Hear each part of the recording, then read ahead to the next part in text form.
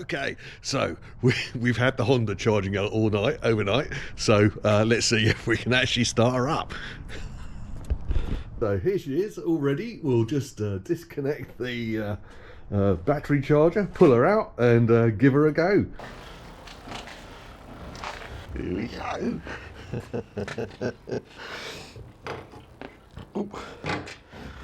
Right, okay, let's give it a go. It is a Honda, of course, so we are expecting success. Started okay there. Let's give it a go. First time. Absolutely cracking, and she's purring, no worries. Right, I think what we've got to do then is kit up, go and get some petrol in the thing. Yeah, so as I said, you might be wondering why I'm so excited about getting this bike going. But yeah, so I bought it over in Qatar. It's a 2011 model. It was a year old when I bought it.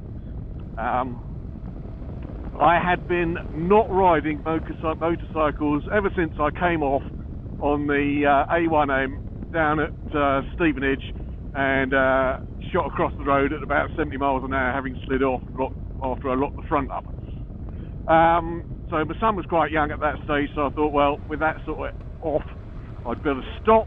So I stopped, and I must have stopped for at least 10 years, and this is the bike that has got me back into biking. And I am a motorcycle fanatic, absolute fanatic. I absolutely adore the things. So to get back on a motorbike after 10 years, even this, which is about 50 horsepower, was just incredible. I had a smile stamped on my face for about a year when I first got this bike. So we've got a little bit of history. I do really like it. And, you know, it's a Honda. You cannot go wrong with Hondas. It's probably not the most, people probably wouldn't think this is the most exciting bike in the world, and it's not. But it just goes, and it does what it should do very, very well. So if you want a commuting bike, or you want something that you're gonna do deliveries on or whatever and run ragged, this is the bike for you. They go on forever. It is a Honda after all. It does go on forever.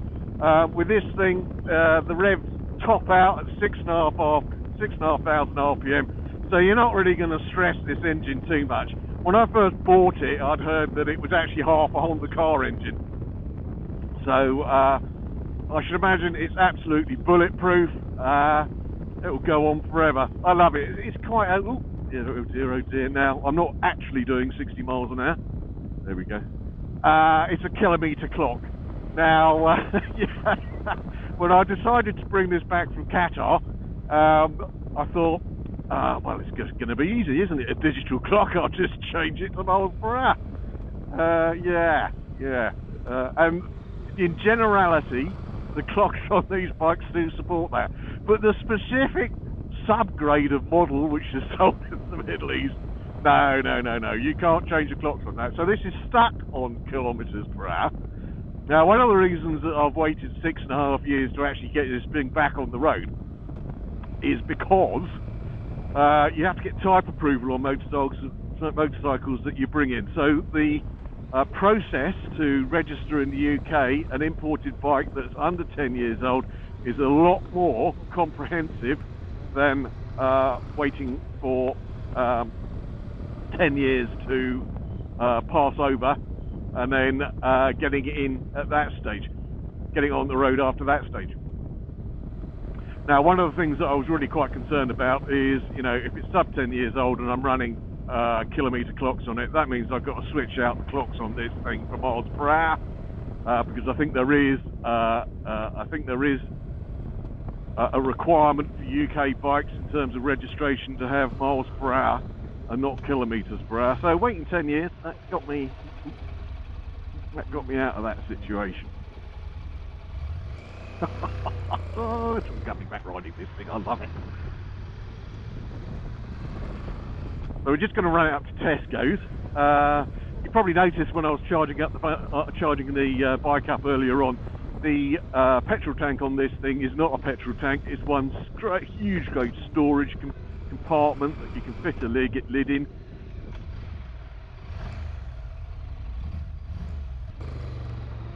Here we go. Yeah, so the petrol tank is not a petrol tank. It's actually a storage bin, and it will fit a full face helmet into it. Probably not with all the contraptions I've got on my helmet, but otherwise, if it's just a flash hat, it'll fit in there.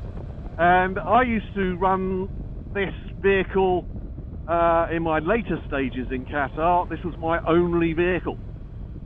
So I used to go and do my weekly shop on board it. I used to do everything on it. And in terms of the weekly shop, I used to get about 1.5 bags actually in the petrol tank, and then, well, sorry, this container here, and then I just used to stack a couple of bags on top of that, and brace them between my elbows, and then just drive home. It's short distance, but that did the trick. It was fantastic. I absolutely loved it. So, of course, this is come from a very hot country. Hasn't been ridden for 6.5 years. Well, not properly. So it's in exceptional nick. Really good condition. Obviously no rust on it. It's just been sat in the sunshine. It's been subject to extreme heat, of course. It being my only form of transport over there. I used to run it through the summer, so that was operating in speeds at temperatures of around about 45 degrees centigrade and above. I have to say, it was shorts, t-shirts, flip-flops at that kind of temperature. There's no way you can get kit on in that kind of temperature. Not really. So, a bit naughty, but there you go. Got away with it. But I can't believe it. This thing has just been sat for so long. This is the biggest distance it's done. And, yeah, it's just purring away. I have to say, I have cheated. As I said yesterday, I did actually get it serviced. One of the things that happened to it over in Qatar is that they had this thing called a road stud in the middle of one of their new dual carriageways, and I hit the bloody thing. And this road stud, it was a dome-shaped affair, and it must have been, what, about 4 inches high or something like that. I went right over the top of it and took a bloody great div out of both the front and the rear wheels. Flat spotted them a little bit, and from that day on, the front tyre used to retain pressure, but the rear tyre used to lose pressure at times. It was a bit, hit and miss whether you'd still have a tyre pumped up in the morning or not. So I got that sorted out. I don't want dodgy wheels over here. So I got that sorted out. I got the battery replaced 2 years ago. And then it just got a full oil change and new brake pads at the front, that kind of thing. That was all about a year ago. So she should be good to go, because she's only been sat in my garage and then latterly my shed for the last little while, so should be good. Right, okay, let's pull into Tesco, get some fuel.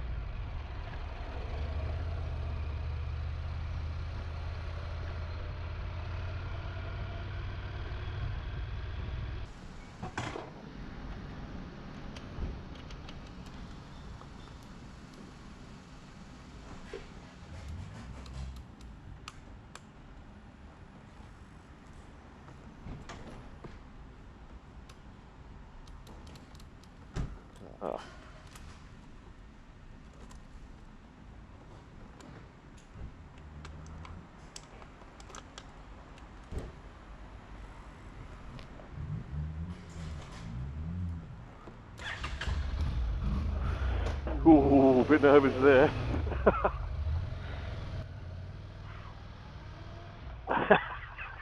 That was a very nerve-wracking moment. I thought I was going to have to push it down the hill to motorway to get it fixed again.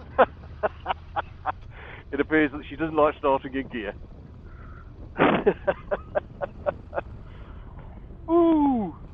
Okay, well, I think what we'll do is I'll just take her home at the moment. And now I'm due to be going out on the piss in Stowmarket this evening, so I might take this Why not? Got a bit nervous there that it wouldn't start, but you know, it could be good. Could be good. Ooh, we're good to go.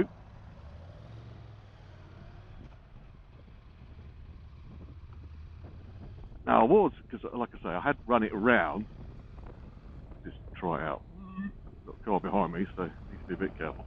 Now, when I took it around the block, just to keep it ticking over occasionally, which I haven't done that often actually, I did find that the front brakes are a bit spongy since they put the new pads in. So I'm wondering whether that's going to wear off or whether I've got to take it back to Moto Edit to get it sorted out. Yeah, I'm not sure. It's kind of just missing that, you know, the jaws clamping down and the sudden dip. It's kind of missing that a little bit. It's coming back, I think. I think it's just because the new pads, well, the new tyres as well, actually. So I ought to go a little bit careful on it. Right, this is all about filtering, so let's filter.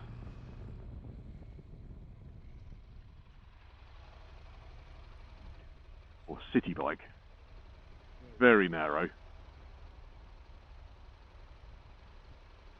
Nice and stable. You can easily feed it through the traffic. It's very light as well. It's reasonably light. It's light in comparison with all the other bikes I've got, including the Royal Enfield. Yeah, swinging it around a little bit like the feather. I'm very manoeuvrable. Oh, come on, come on, come on. Let's see. Give this a blat. Woo! Danger! There we go. Yeah, very manoeuvrable, this thing. Excellent bike. I mean, yeah. This is a practical bike. This really is a practical bike. And it, you know, yeah, it doesn't give you much. What's that? Opening it up. Ooh, well, I better not open it up at 30 mile an hour limit. Come on, Ben. Do better than that. I guess it's warmed up a little bit by now, and I guess the oil's circulating a bit. I mean, we've done a couple of miles, so well, let's see. Let's have a go. Let's see what performance we get out of her. It's going to be mind-blowing, I'm sure. Just give it second, 4,000, and then, yeah. Okay, so that was, yeah, I wasn't doing that, Ossifer. Don't believe that speedo reading. Nowhere near there. Yeah, so, yeah. Well, good solid performance there. Yeah, no, it was a dream. When I picked this, I did actually have a go on a CBR 600. They would only let me test ride it down in the car park underneath the shop, which was ridiculous. So it was a strip of about 100 yards long, something like that. They wouldn't actually let you take it out of the shop and give it a proper test ride. Oh, no. But I did get on the CBR 600, and you could tell, wow, that was a serious performance machine. Now, I could have had it, but I just decided I'd probably live longer after 10 years off a bike if I got this one. So it really was a case of back to basics. Especially as the last time I'd ridden a bike, I'd fallen off the damn thing. I think it was a safer bet, really, to get this. So, yeah, no, it really served me. And you don't need raging power statistics to get pleasure from a bike. It's just great fun being out on them. And this is a lovely short-footed bike. It really is. And like I say, you know, Honda, you just don't get problems with Honda. They you know, it's always scratch your head a bit and think, what the hell are Honda doing? You know, where are they trying to pitch this bloody thing? But, you know, subliminally, they get it right. You know, they just find these little niches and they stick these bikes in, and they are just bloody good at it. Bloody good. Right, okay. We'll just carry on a little bit further. So we'll leave it there, and we'll pick up later. Hopefully, I'm going to make my mind up whether this is going to come to Stowmarket this afternoon or not. So, if I take it to Stowmarket, well, I'll do a bit of footage of that. So, catch you later.